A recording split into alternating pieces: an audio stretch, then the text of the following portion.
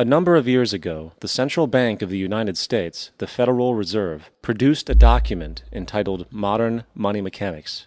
This publication detailed the institutionalized practice of money creation as utilized by the Federal Reserve and the web of global commercial banks it supports. On the opening page, the document states its objective. The purpose of this booklet is to describe the basic process of money creation in a fractional reserve banking system. It then proceeds to describe this fractional reserve process through various banking terminology, a translation of which goes something like this. The United States government decides it needs some money, so it calls up the Federal Reserve and requests, say, $10 billion. The Fed replies saying, sure, we'll buy $10 billion in government bonds from you. So the government takes some pieces of paper, paints some official-looking designs on them, and calls them treasury bonds. Then it puts a value on these bonds to the sum of $10 billion and sends them over to the Fed. In turn, the people at the Fed draw up a bunch of impressive pieces of paper themselves, only this time calling them Federal Reserve notes, also designating a value of $10 billion to the set. The Fed then takes these notes and trades them for the bonds. Once this exchange is complete, the government then takes the $10 billion in Federal Reserve notes and deposits it into a bank account. And upon this deposit, the paper notes officially become legal tender money, adding $10 billion to the U.S. money supply. And there it is. $10 billion in new money has been created. Of course, this example is a generalization, for, in reality, this transaction would occur electronically, with no paper used at all. In fact, only 3% of the U.S. money supply exists in physical currency. The other 97% essentially exists in computers alone. Now, government bonds are, by design, instruments of debt, and when the Fed purchases these bonds, with money it essentially created out of thin air, the government is actually promising to pay back that money to the Fed. In other words, the money was created out of debt. This mind-numbing paradox of how money or value can be created out of debt or a liability will become more clear as we further this exercise. So, the exchange has been made and now $10 billion sits in a commercial bank account. Here's where it gets really interesting. For as based on the fractional reserve practice, that $10 billion deposit instantly becomes part of the bank's reserves, just as all deposits do. And regarding reserve requirements, as stated in Modern Money Mechanics, a bank must maintain legally required reserves equal to a prescribed percentage of its deposits. It then quantifies this by stating, under current regulations, the reserve requirement against most transaction accounts is 10%. This means that with a $10 billion deposit, 10% or $1 billion is held as the required reserve, while the other $9 billion is considered an excessive reserve and can be used as the basis for new loans. Now, it is logical to assume that this $9 billion is literally coming out of the existing $10 billion deposit. However, this is actually not the case. What really happens is that the $9 billion is simply created out of thin air on top of the existing $10 billion deposit. This is how the money supply is expanded. As stated in Modern Money Mechanics, of course they, the banks, do not really pay out loans from the money they receive as deposits.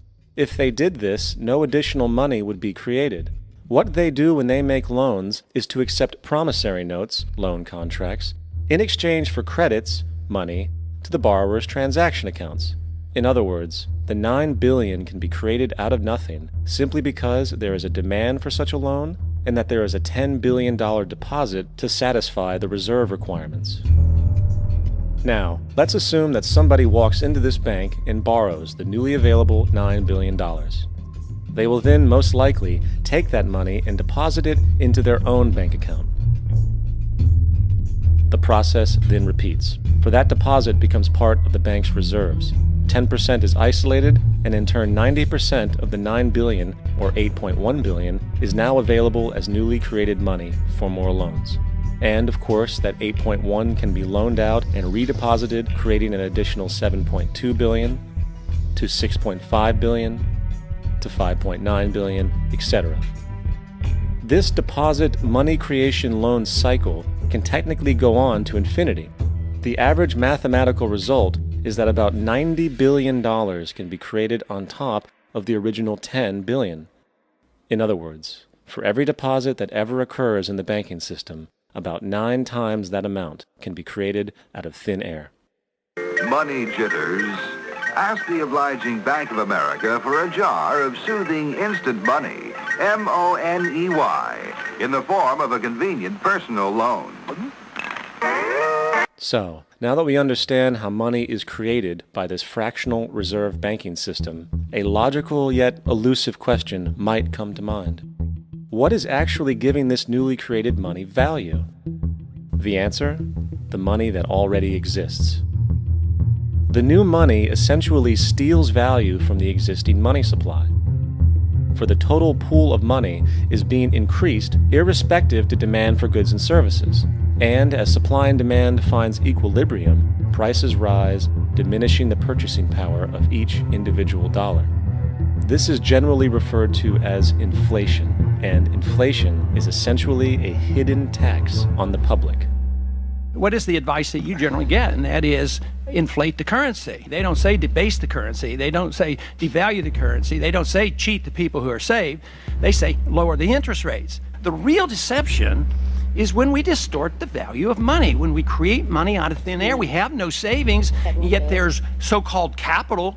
So my question boils down to this: how in the world can we expect to solve the problems of inflation, that is, the increase in the supply of money, with more inflation? Of course, it can't. The fractional reserve system of monetary expansion is inherently inflationary. For the act of expanding the money supply without there being a proportional expansion of goods and services in the economy will always debase a currency. In fact, a quick glance at the historical values of the US dollar versus the money supply reflects this point definitively, for the inverse relationship is obvious. $1 in 1913 required $21.60 in 2007 to match value. That is a 96% devaluation since the Federal Reserve came into existence. Now, if this reality of inherent and perpetual inflation seems absurd and economically self-defeating, hold that thought, for absurdity is an understatement in regard to how our financial system really operates. For in our financial system, money is debt. And debt is money. Here is a chart of the U.S. money supply from 1950 to 2006. Here is a chart of the U.S. national debt for the same period. How interesting it is that the trends are virtually the same. For the more money there is, the more debt there is. The more debt there is, the more money there is. To put it a different way, every single dollar in your wallet is owed to somebody by somebody. For remember, the only way the money can come into existence is from loans. Therefore, if everyone in the country were able to pay off all debts, including the government, there would not be $1 in circulation.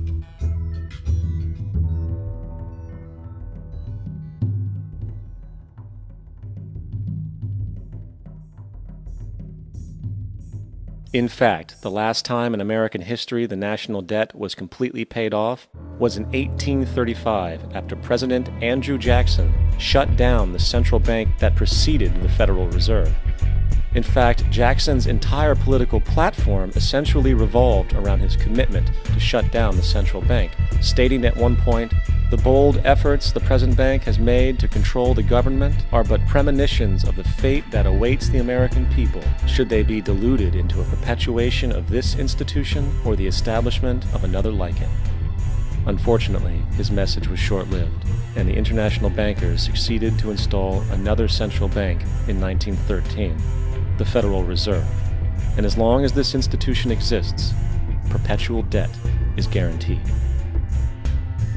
Now, so far we have discussed the reality that money is created out of debt, through loans.